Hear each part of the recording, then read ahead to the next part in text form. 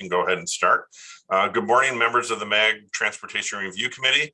As a reminder, please turn your mics on and clearly state your name before speaking to ensure that members of the audience can hear you, and please mute your mics when not speaking to eliminate any feedback noise. Because this is a virtual meeting, a roll call vote will be taken for each action item on the agenda.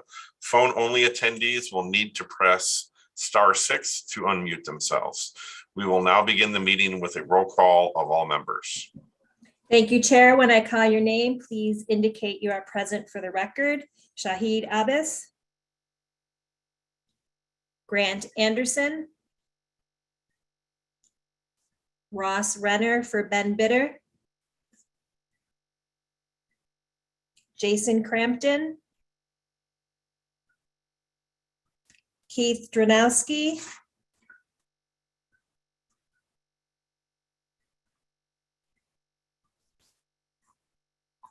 Oh, I see you there. Jorge Gastelum. Carol Cutcherside for Henry Ikwa. Here. Thank you. David Janover. Here. Thank you. Kenny Knudsen. Scott Lowe. Here. Thank you. Adina Lund. Hal Marin. Here. Thank you. Jamie McCracken. Mark Malichenko. Chris Bridges for Sumit Mohan. Here. Thank you. Paul Mood. Mark Moore. Paul Patney. Here. Thank you. Chris Solis. Present. Thank you. Robert Yabez for Shelley Seiler.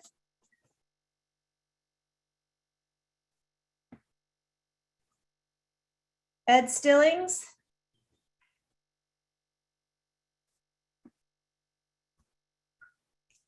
Bob Thaxton.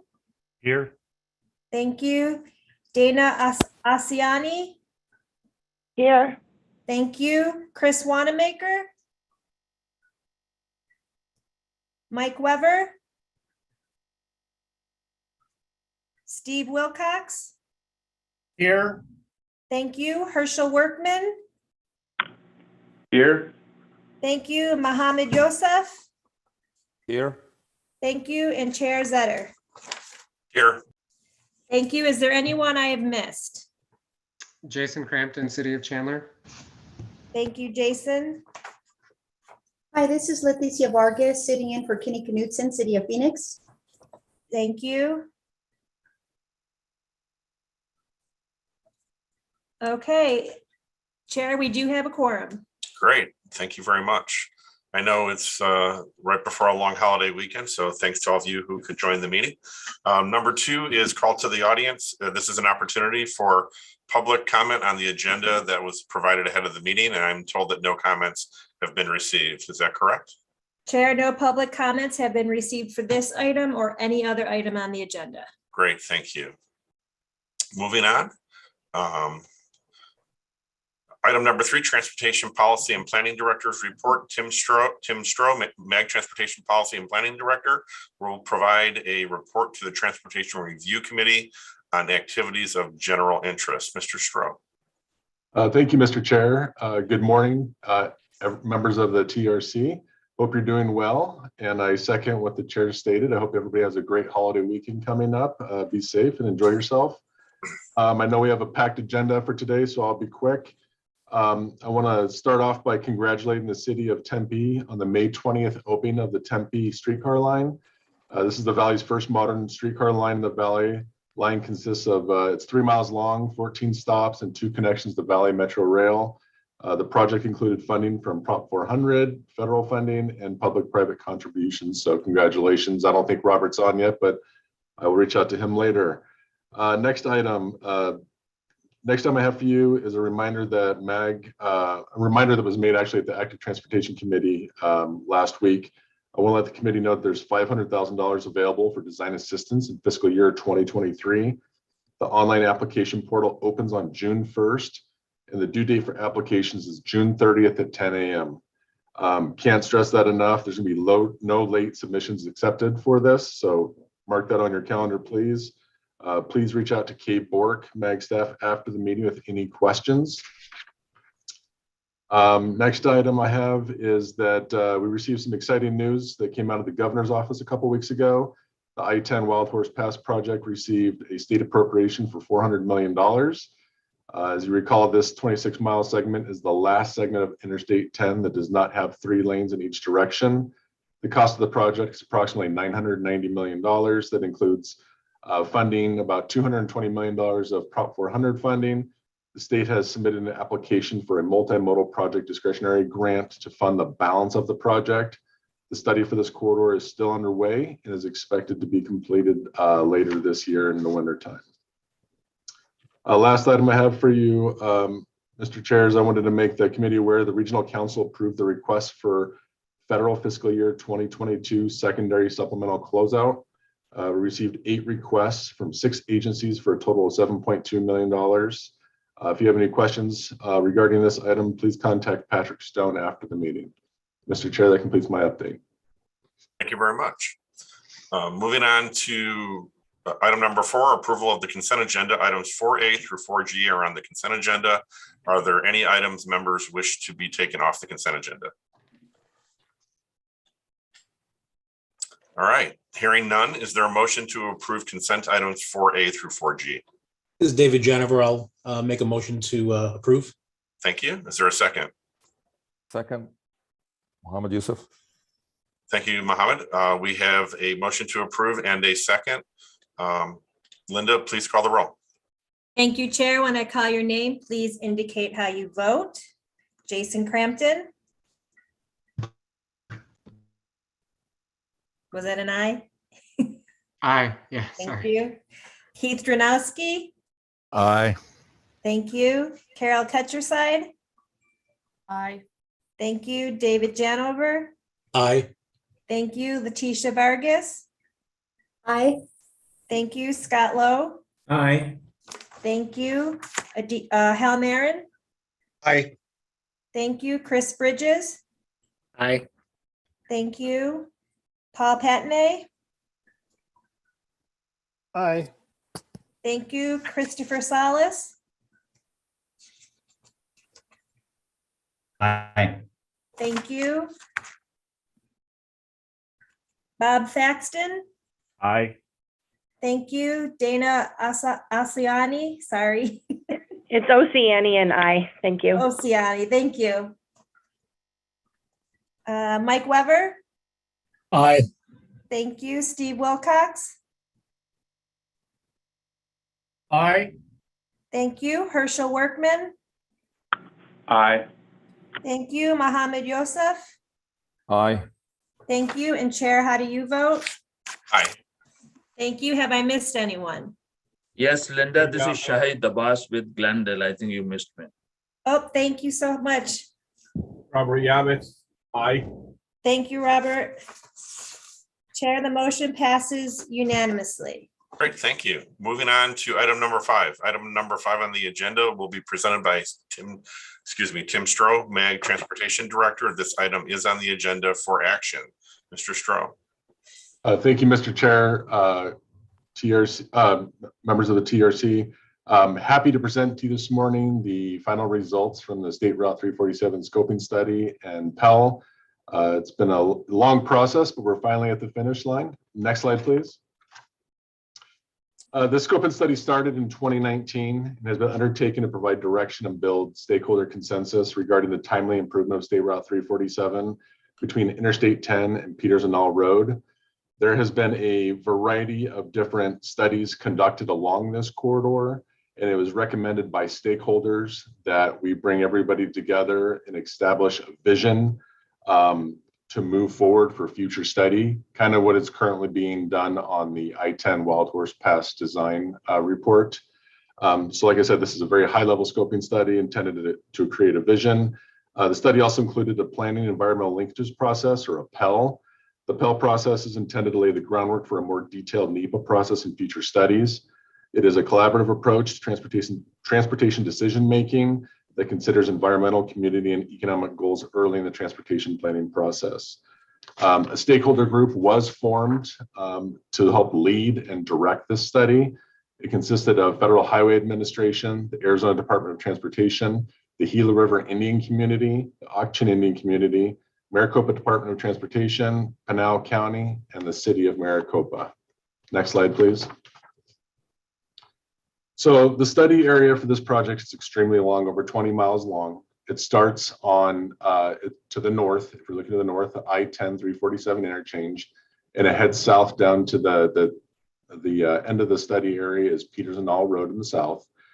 The study area is broken into three different segments. The north segment is the portion of 347 that goes across the Gila River Indian Community to the north, and then you have the center segment, which is the City of Maricopa, and then to the south with the Auction Indian Community. The section to the north with the Gila River Indian Community of the I-10, some of the main focus points for this study was adding capacity, right? I'm not sure if several of you or anybody on this call has experienced AM and PM peak hour traffic along this corridor. There's a big influx of folks leaving the City of Maricopa, Auction Indian Community and Gila River Indian Community in the morning, heading north. There's a heavy directional peak hour flow. This corridor experiences level service E and F during the peak hours. It's not uncommon to see traffic volumes over by 347 I-10 that exceed 32,000 vehicles per day. Around Riggs Roads, about 60,000 vehicles per day.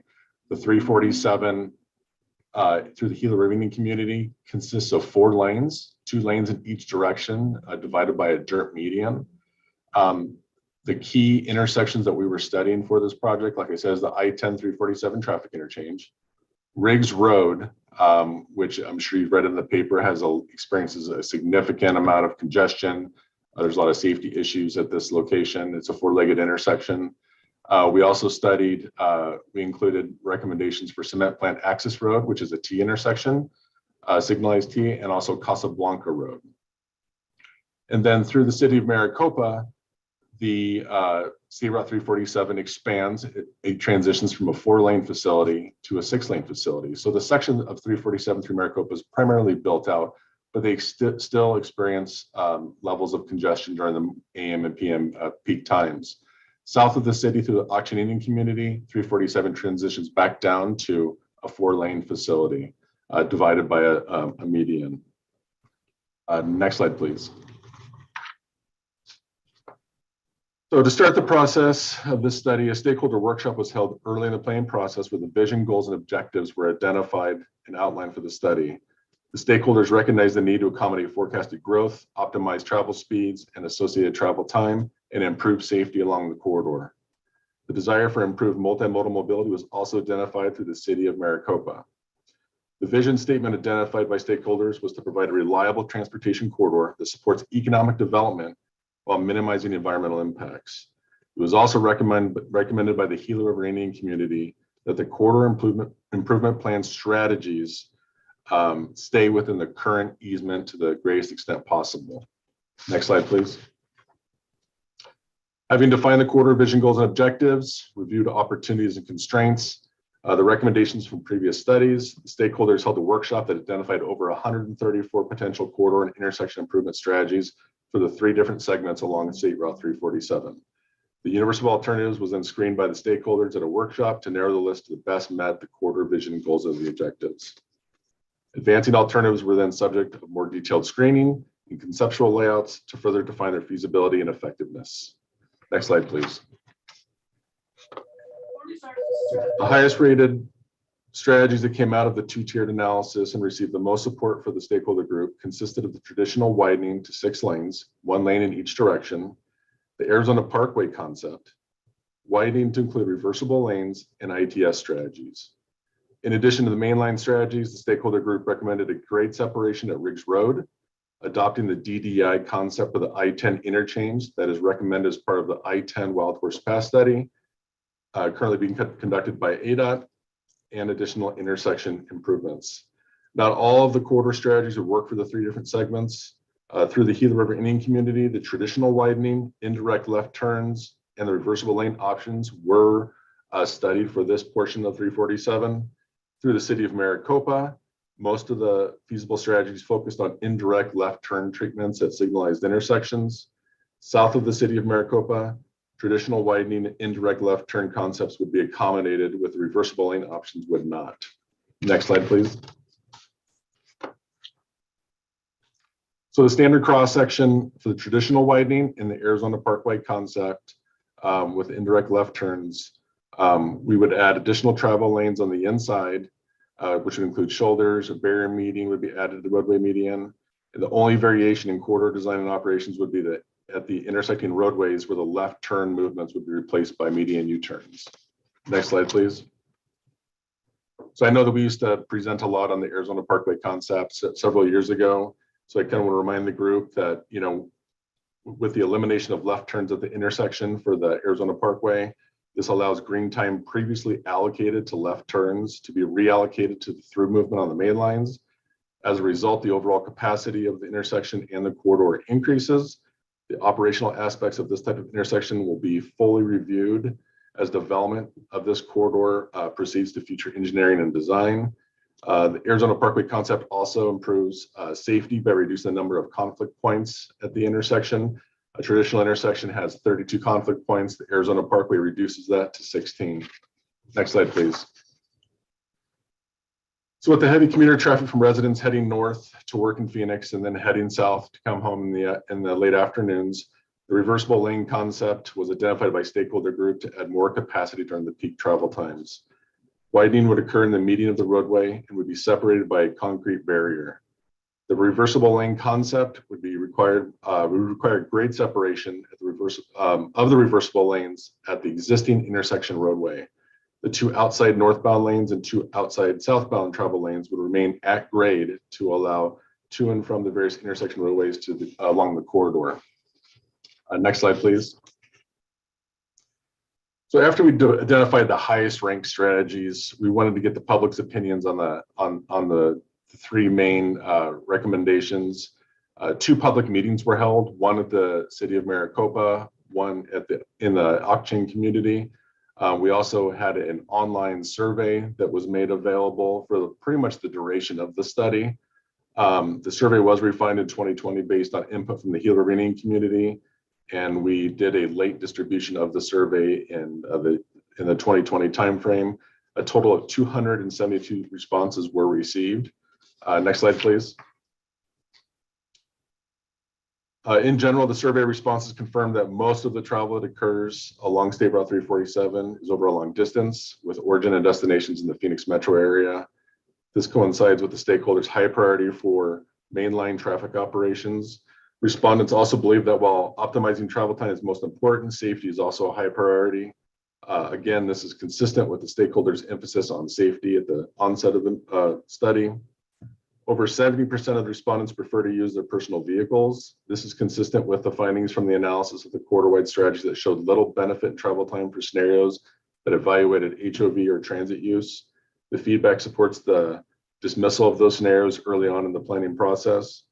The survey also indicates that most respondents are supportive of alternative intersection treatments, such as left turn restrictions, grade separations, as well as corridor concept of reversible lanes. The feedback helped inform the strategies to be advanced. Of the 272 responses, the greatest needs that were identified from the surveys from the residents were Riggs Road overpass. I think that was a foregone conclusion before the study even kicked off. That was a recommendation from the stakeholders in the community. So, and also just overall improvement of the traffic signals along the corridor. Next slide, please. So after we finished the two-tiered analysis, received public input, the recommended corridor strategies included are the 6-lane Arizona Parkway concept north of the city of Maricopa, to Interstate 10. This is across the Gila River Indian community.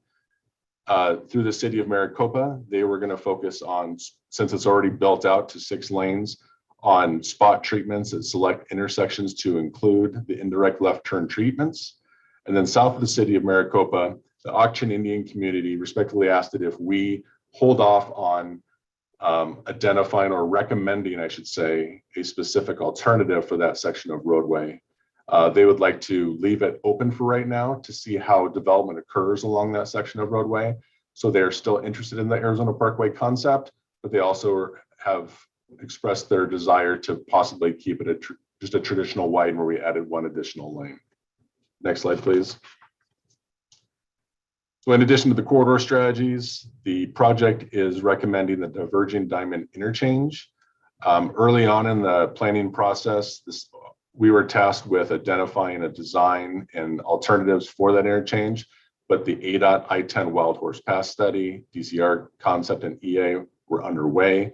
Their work was much more detailed and specific, so we took their recommendation and included it into our study. Like I said before, grade separation at Riggs Road. This is a no-brainer. Riggs Road intersection, four-legged intersection, experiences significant congestion in the AM, PM peak hours. There's a lot of rear-end crashes. When you're traveling 55 miles an hour on State Route 347, you could come across a red light, it creates some safety issues. So grade separation moving forward.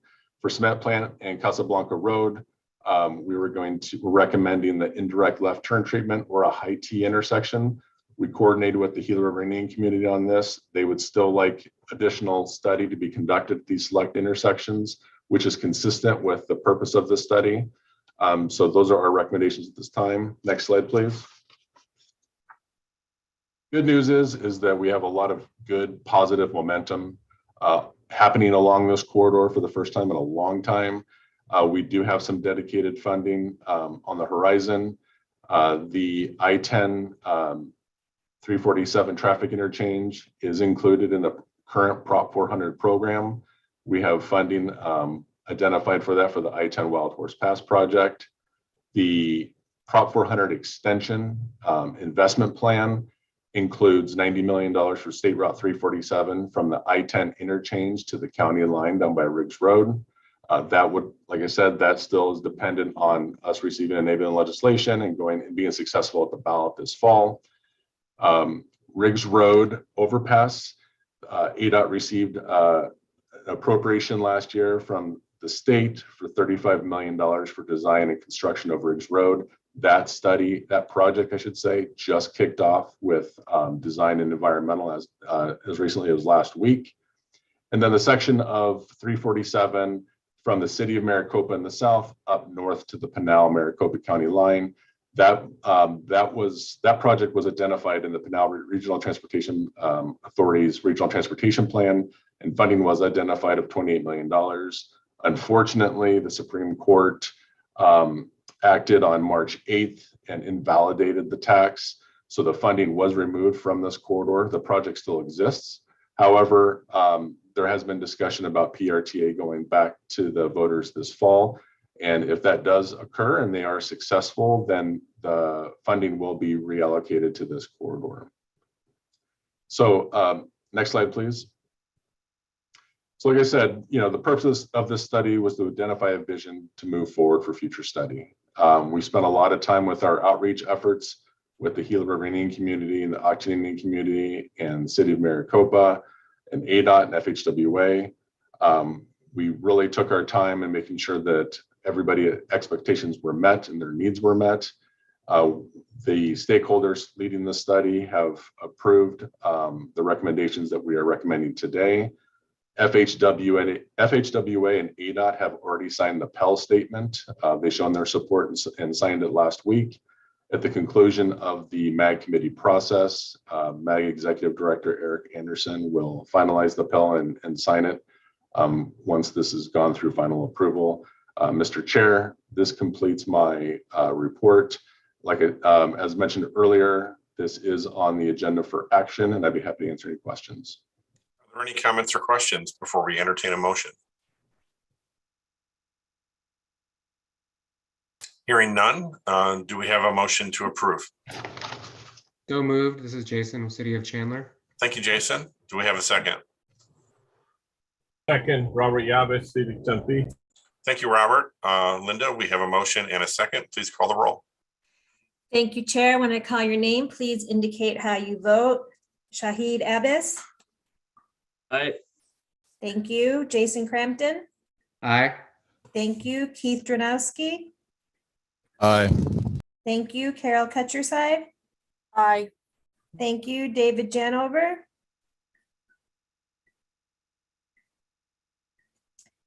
Leticia Vargas. Aye. Thank you. Scott Lowe. Aye. Thank you. Hal Marin.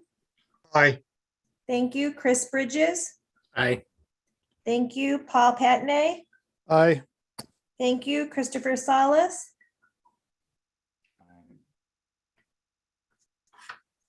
Robert Yabez. Aye. Thank you. Bob Thaxton. Yay. Thank you. Dana Oceani. Aye. Thank you. Mike Weber. Aye. Thank you. Steve Wilcox. Aye. Thank you. Herschel Workman. Aye. Thank you. Mohammed Yosef. Aye. Thank you. And Chair, how do you vote? I vote aye. Thank you. Have I missed anyone? And this is Dave Janover. I vote aye. Thank you. Thank you. Chair, the motion passes unanimously. Thank you. Moving on to item number 6. This agenda item will be presented by Ted Brown, MAG Transportation Performance Program Manager. This item is on the agenda for action. Mr. Brown. Mr. Chair, members of TRC, thank you very much. I'm the Transportation Performance Program Manager here at MAG. It's a pleasure to be here today to talk to you about performance measures and targets. Next slide, please. So MAP 21 and the FAST Act established a performance and outcome-based program for states and MPOs. These measures are intended to ensure transparency and accountability in decision-making to make progress towards national goals. Performance measures generally fall into these 5 categories, and today we're here to talk about PM3, which is system performance and CMAQ measures. Next slide, please. Now at the federal level, there's a clear and continued movement towards performance-based planning and programming. All of our major planning documents must address targets and how we will meet them. I also want to take a second just to talk about nomenclature. The feds use the word target, so we also use the word target, but this item is really more of a projection. We're using historical data to project future performance, specifically in this case, a trend line analysis. And finally, while there isn't a stick for missing your performance target, that doesn't mean there won't be one in the future. And so it's important for us to set realistic and data-driven targets. Next slide. So here's the timeline graph straight from the feds. As you can see, we're coming up fast on the start of the second federal performance period in October. Standard procedure on many of these performance measures is that the State Department of Transportation, ADOT in our case, will determine statewide targets and inform the MPOs in the state. Upon receiving those targets, MPOs then have 180 days to either accept the statewide targets as their target or produce an analysis and set their own targets, which begs the question, what are we doing here in May? Well, a few of these targets require that the state and the MPO coordinate on a single unified target per UZA. In this case, we have 2 unified targets we're presenting today, in addition to the on-road mobile source emission reduction targets. Now, I mentioned UZAs. We have 2 UZAs we're discussing today that are within the MAG planning area, the Phoenix Mesa UZA and the Avondale Goodyear UZA. Next slide, please. So which targets are we going to talk about? We've got non-single occupancy vehicle travel, which is a measurement of non-SOV travel in those UZAs. Our source on that data is the American Community Survey 5-year averages. We're also going to talk about peak hour excessive delay, which is a measurement of the annual hours of peak hour excessive delay per capita. Our source for that data is the National Performance Management Research Dataset, a federal data source. And finally, we'll talk about the on-road mobile source emissions. This is an assessment of the congestion mitigation and air quality improvement program through measurement of total emissions reductions of on-road mobile source emissions. Our source for that is MAG's Environmental Division's air quality modeling. Next slide, please. So the next series of slides are all color-coded in the same way. The MAG teal is our actual or observed data. The salmon/atomic tangerine color is our projected data. The yellow circles are our previous targets, and the green circles are our proposed targets. So for this measure, we do not actually have observed data for 2020 and 2021. Because of that, we've taken our trend line from the 2017 through 2019 data and had to project that forward. Now, with this measure, we want to exceed. So we would be looking for the actual numbers when they come in to be above our proposed targets. Given the lack of data from 2020 and 2021 and the uncertainty, I think that's going to come with that data due to COVID, we've had to set some conservative targets, a theme you're going to see kind of running throughout the next couple of slides. Next slide, please. So that was the Phoenix Mesa UZA. Switching over to Avondale Goodyear, I need to give you a caveat straight away. This chart does not show any prior targets.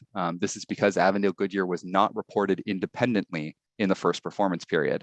The federal guidance has since changed, and now all UZAs over 200,000 in population must report a non-SOV number. So once again, we followed the same methodology. We took our trend line from 17 through 19, applied that to the 2019 data point, and selected conservative 2- and 4-year targets. Next slide, please. So we're back over to the Phoenix Mesa UZA, and now we're looking at peak hour excessive delay in hours per capita. Now in these charts, you can see we do actually have some real data for 2020 and 2021, but it's somewhat inconsistent with the previous data we were seeing.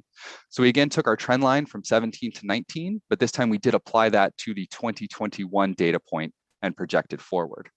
Now, unlike the non-SOV target, we want to see actuals come in that are below our proposed targets here. Given the uncertainties we've already discussed, we once again selected some conservative targets for this measure. Next slide, please. Flipping back over to Avondale Goodyear, the same caveat applies. We did not need to report in the first performance period, so no prior targets here. We use the exact same methodology as we did on the previous slide, 17 to 19, projected forward on the 21 data point, selected 2 conservative targets. I should note that all of these targets were selected in concurrence and in collaboration with ADOT. We work closely with them throughout the year to make sure we're in lockstep with them. Next slide, please. So let's switch gears entirely and talk about on-road mobile source emissions. So because MAG is in a non-attainment area and because we utilize CMAQ funding, we're required to produce separate targets for each of the applicable pollutants and precursors. The targets for the second performance period must be reported to FHWA by October 1st of 2022, which is slightly ahead of our transportation target timelines. MAG developed the second performance period draft emission reduction targets for CMAQ projects in close coordination with ADOT.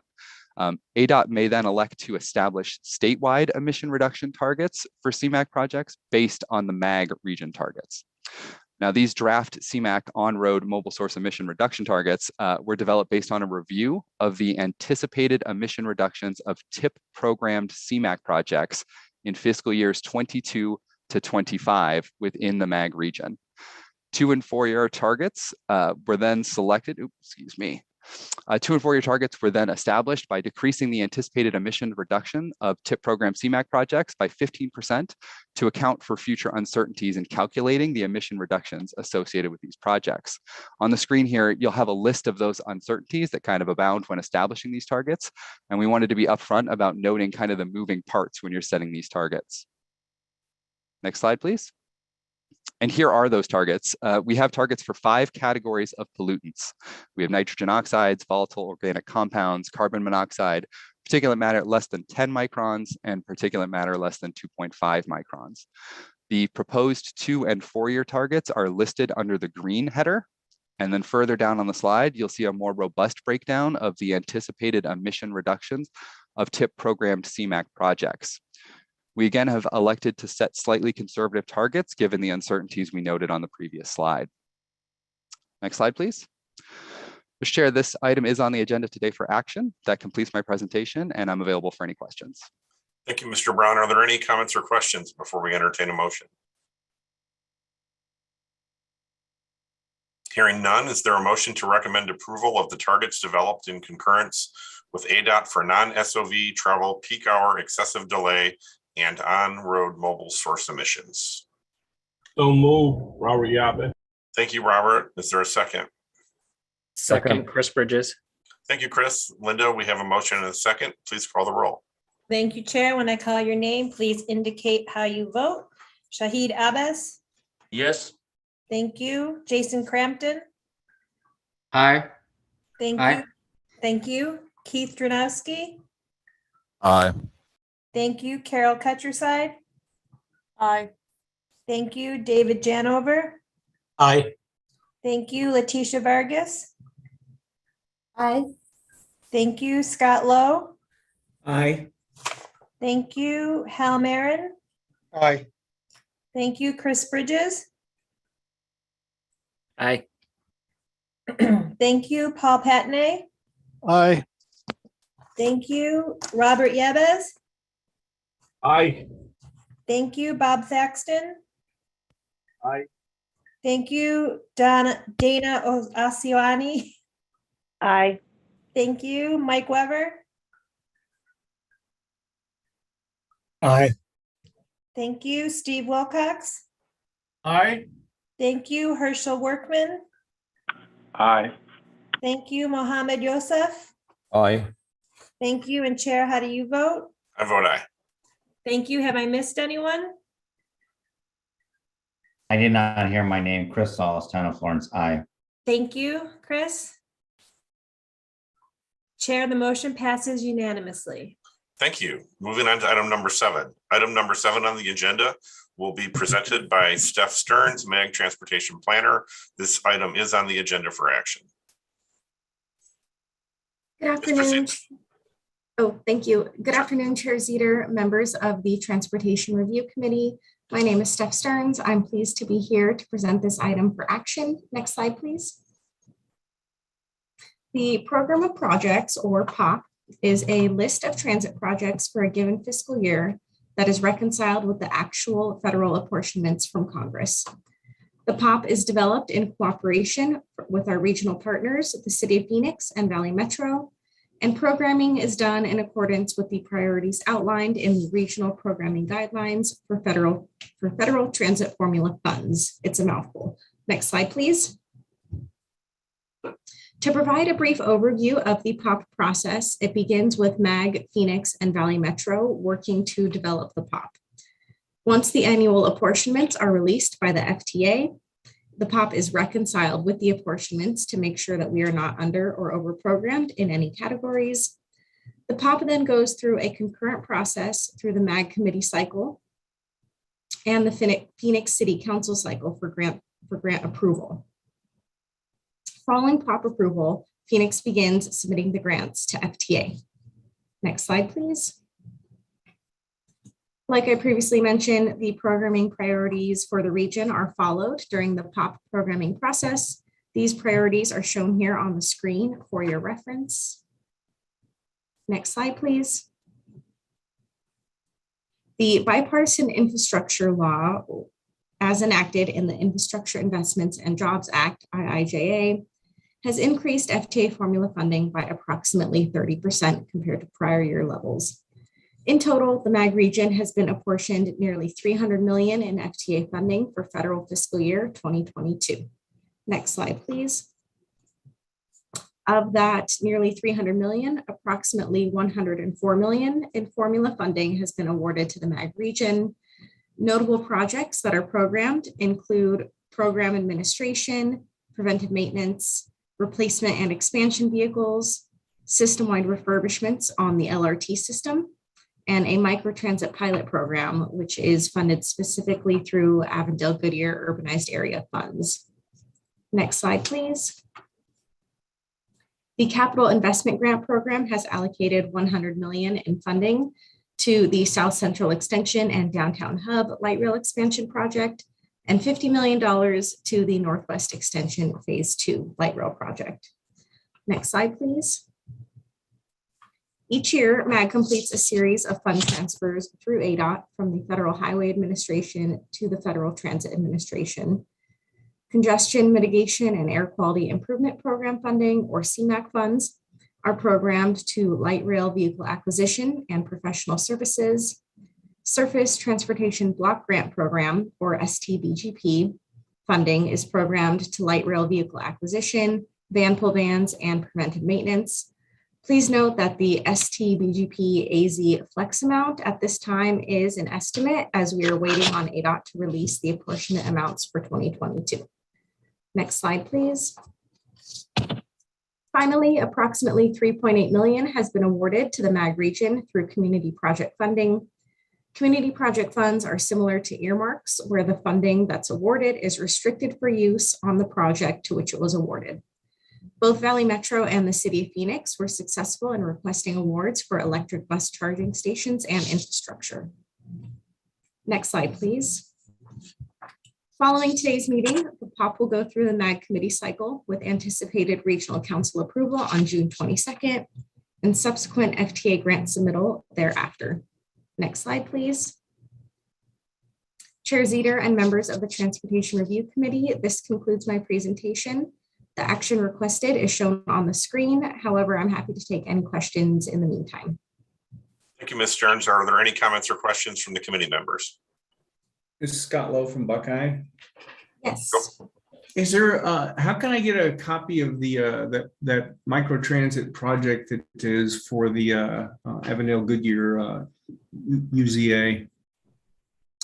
Mr. Lowe, Chair Zeter, members of the Transit Committee, are you speaking specifically to hearing more about the funding that was programmed, or what would you like a copy of? I'd like to see what the scope of the project is. Okay, sure. That is something that MAG can work with you offline. We'll connect with Goodyear and Avondale to get you copies of their RFPs. I wonder, yeah, that's fine. Thank you. Thank you. Thank you. Are there any other comments or questions? Hearing none, is there a motion to recommend approval of the draft fiscal year 2022 program of projects? Scott Lowe from Buckeye, motion to approve. Thank you, Scott. Is there a second? Robert Yavis, second. Thank you, Robert. Linda, we have a motion and a second. Please call the roll. Thank you, Chair. When I call your name, please indicate how you vote. Shahid Abbas. Please. Thank you. Jason Crampton.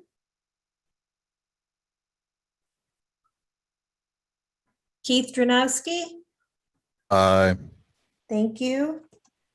Carol Cutcherside. Aye. Thank you. David Janover. Aye. Thank you. Letitia Vargas. Aye. Thank you. Scott Lowe. Aye. Thank you. Hal Marin. Aye. Thank you. Chris Bridges. Aye. Thank you. Paul Patney. Aye. Thank you. Christopher Salas. Aye. Thank you. Robert Yebes. Aye. Thank you. Dana Oceani. Aye. Thank you. Bob Thaxton. Aye. Thank you. Mike Weber. Aye. Thank you. Steve Wilcox. Aye. Thank you. Herschel Workman. Aye. Thank you. Mohammed Yosef. Aye. Thank you. And Chair, how do you vote? I vote aye. Thank you. Have I missed anyone? Chair, the motion passes unanimously. Thank you. Moving on to item number 8. Item number 8 on the agenda will be presented by Patrick Stone, MAG Transportation Improvement Program Supervisor. This item is on the agenda for action. Mr. Stone. Thank you, Chair Zeter, members of Transportation Review Committee. Again, good morning. Pleasure as always to present this item for you. If I could have the next slide, please. So with most presentations I do before the committee, I like to start with the policy perspective that kind of informs the discussion we're going to have today. Today, these actions are guided by MAG's federal funding programming guidelines, last approved 2015. This provides guidance related to project selection and project administration, and specifically there's 2 sections within the guidelines that apply today. The first is section 400, covering regional project selection, also known as our regional competitive programs call for projects, what we do annually. And then second is section 600.1 that deals with federal funds on projects that are abandoned. And specifically, I wanted to highlight the latter part of that paragraph, which talks about the fact that if we do have a project that is abandoned, it goes back into the hopper to go through the regional competitive process again. Next slide, please. So first, I want to start with last year's call for projects held last August. In that call for projects, we had approximately $22.6 million available for system management and operations SM&O projects, programming for fiscal years 23 and 24. You can see on the slide, there are 3 buckets that we competed for. And after the call for projects was approved by Regional Council in January, there was $5.4 million left unprogrammed. Next slide, please. In addition, as part of the SM&O plan that was approved back in 2018, there was a project for static wayfinding. The intent was to implement static detour wayfinding at all intersections along a specified detour route, This was part of what was known as Bucket 1, or for Integrated Corridor Management Projects. And in the SM&O plan, $4 million was allocated towards this project.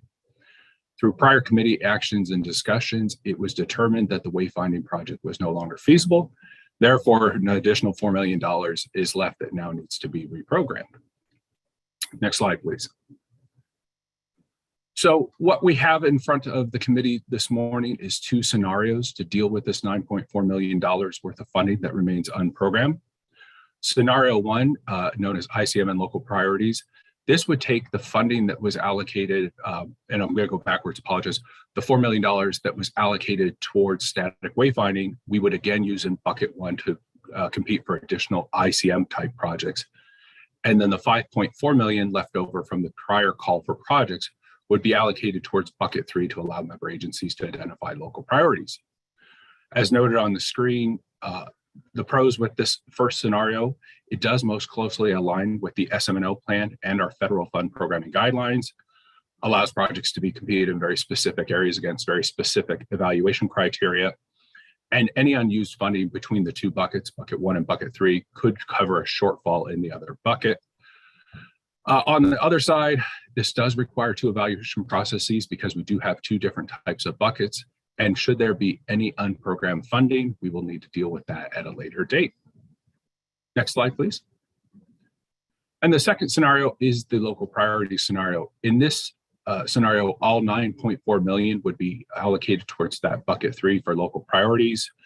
On the plus side, member agencies can identify those local needs that they have.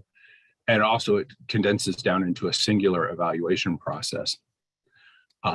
One of the negatives I really want to emphasize this one, all project types can be submitted, but they would be using the same Bucket 3 criteria. So whether an agency submits a Bucket 1 project, it's evaluated against Bucket 3 criteria. The funding that was for static wayfinding was identified towards Bucket 1 or for those integrated corridor management type projects. So this would be a pivot off of that. And similar to the first scenario, any unused funding we would have to deal with at a future date. Next slide, please. So the proposed option, MAG staff is recommending the approval of scenario 1. A couple factors. First, most flexibility for member agencies to submit projects. And then it most closely follows the intent of the original approved SM&O plan and also is consistent with our existing policies and guidance. Next slide.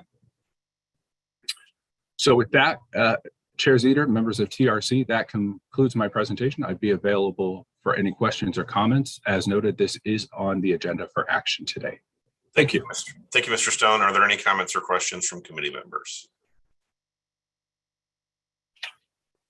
Hearing none, is there a motion to recommend approval of the proposed funding scenario?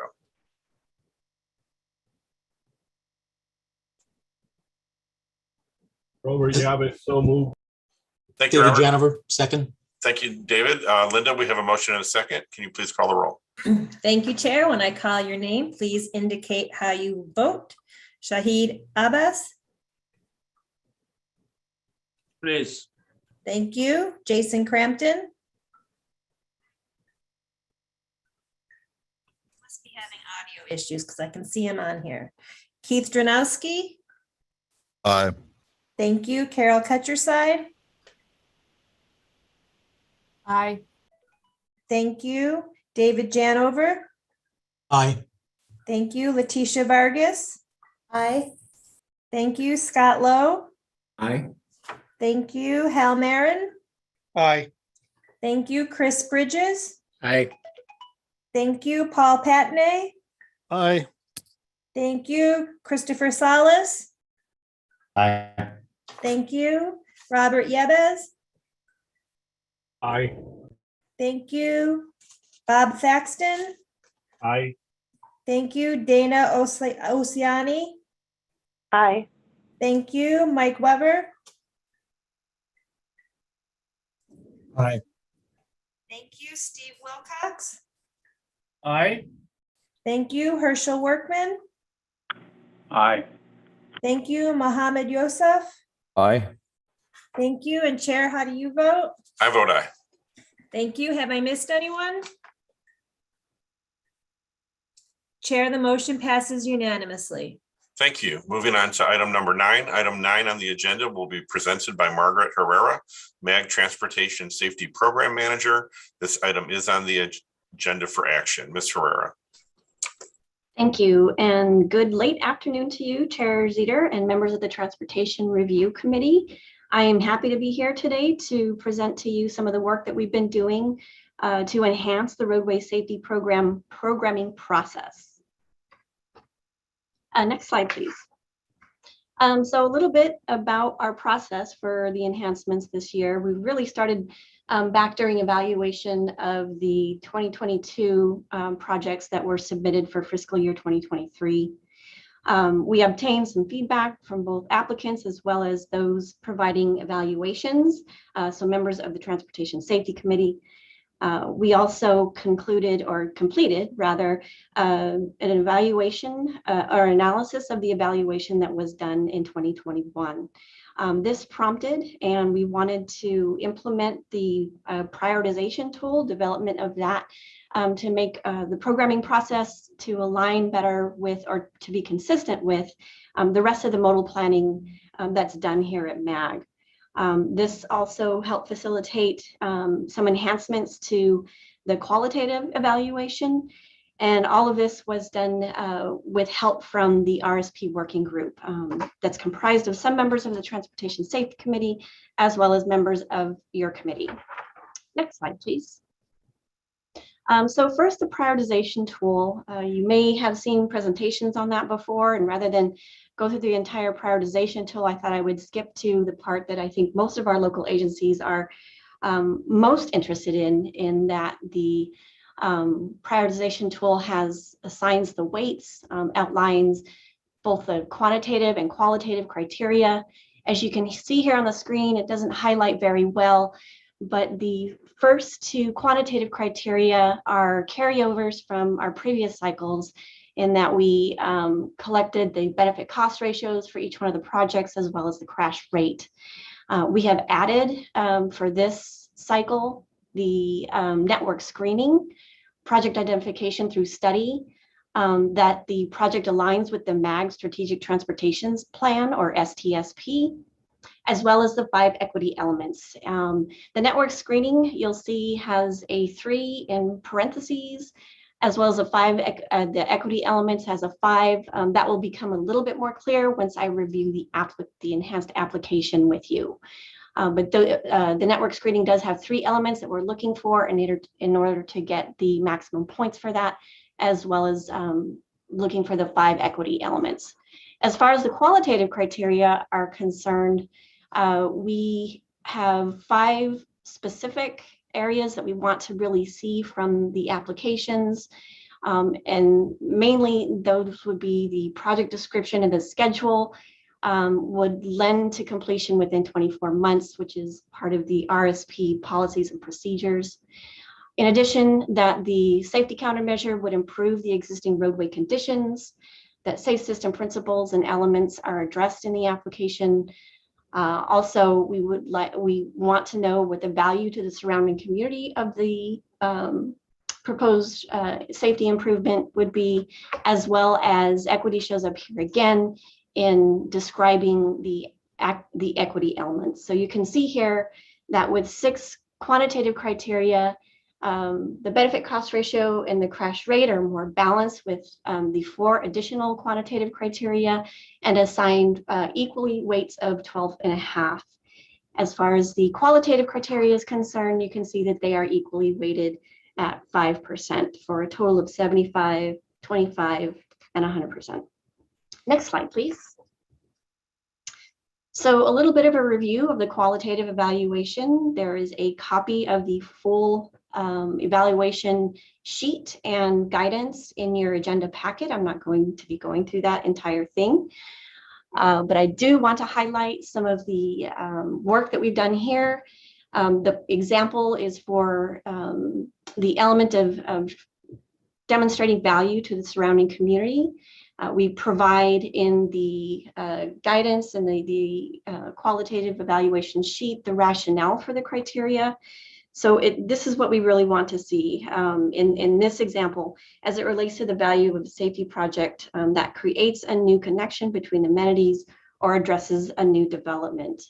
In addition, we provide the evaluator some example applicant input, and it's based on what constitutes a 4. So you see the scoring rubric that we have provided for this particular element would be 0 for no value, all the way to could be assigned a 4 for exceptional value. So we provide guidance on what a 0 is and what a 4 is, and everything in between. So the applicant here for this particular example would achieve a 4.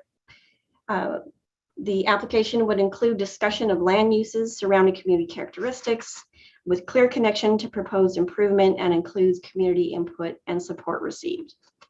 Next slide, please.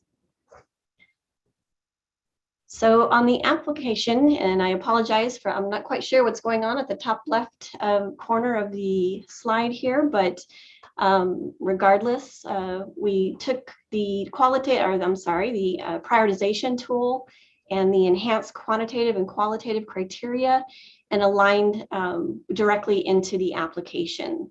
We've also provided some enhanced guidance so that we can help inform applicants in the development of good safety project applications, as well as for evaluator ease. So the example here for section 4A, the network screening, kind of highlighting some of the information I provided before. The network screening, we're looking for 3 elements. Not only that they select which network screening method they utilize, that could be the MAG network screening, the ADOT network screening, or what we also encourage is that the local agency has their own network screening that they've used. So not only pointing out which network screening it was, a description of that method that was used, where the project area ranked within that methodology, as well as the contributing crash characteristics. Next slide, please. So some next steps. With the action from Transportation Safety Committee on Tuesday and this committee today that we are requesting, this action will go forward to the policy committees in June. A little bit of a programmatic note that the RSP progress reports are due on June 9th. Local agency staff who have applied and received funding through this program in the first 4 cycles, are required to report progress on those projects, and more importantly, the safety performance of those locations after the years up to 5 years that the project has been implemented. All of that information is combined into an annual RSP report, and we will be taking that to the Safety Committee in July. And then we are anticipating a call for fiscal year 2024 RSP projects to be included with the larger TIP call for projects. Next slide, please. So, Mr. Chair, members of the Transportation Review Committee, that concludes my presentation. The requested action today is recommend approval of the Roadway Safety Program evaluation criteria and scoring weights, evaluation sheet and guidance, and the 2022 RSP project application and guidance for funding of fiscal year 2024 MAG RSP projects. Thank you. I'd be happy to take questions as well. Thank you, Ms. Herrera. Are there any questions or comments from the committee members? All right, hearing none, is there a motion to recommend approval of the Roadway Safety Program RSP evaluation criteria and scoring weights, qualitative evaluation sheet and guidance, and 2022 RSP project application and guidance for funding of FY 2024 MAG RSP projects? Hal Marin, Town of Cave Creek, so moved. Thank you, Hal. We have a motion. Is there a second? Second, Mohammed Yusuf. Thank you, Mohammed. Linda, we have a motion and a second. Please call the roll. Thank you, Chair. When I call your name, please indicate how you vote. Shahid Abbas. Yes, please. Thank you. Jason Crampton. Aye.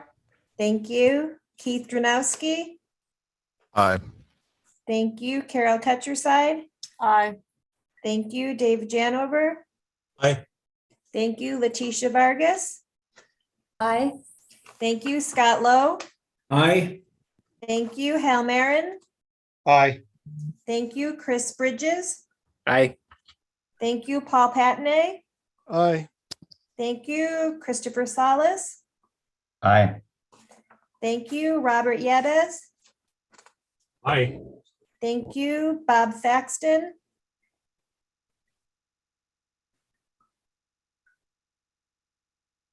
Dana Oceani. Aye. Thank you, Mike Weber.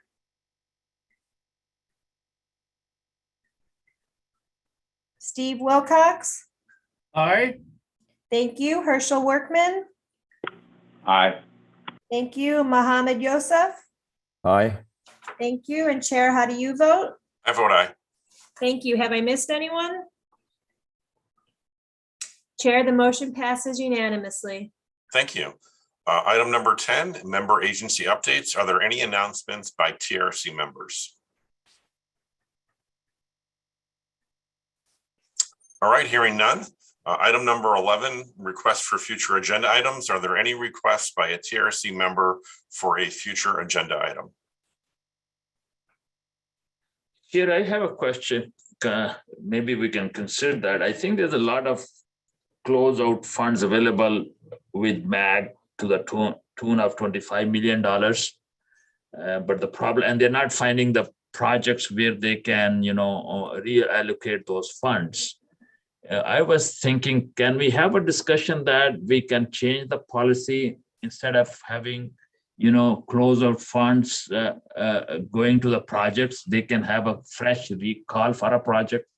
So those projects which were not initially submitted, cities may have additional useful project which can still be considered for the funding. Mr. Stroh? Yeah, thank you, Mr. Chair. Shahid, I will circle back with you after this meeting and we can talk about the closeout process and MAG policies and see if we can figure out a solution. Okay, sounds good. Thank you. Thank you. No problem. Thank you. Any other requests? Hearing none. Adjournment. Our next meeting is scheduled for Thursday, June 23rd at 10 a.m. with no further business. This meeting of the MAG TRC is adjourned at 11:02 a.m. Thank you all. Hope you enjoy your long weekend and be safe. Thank you, Mr. Chair. Thank you. Thank you. Thank you. Thank you. Thank you all. Thank you. Happy Memorial Day.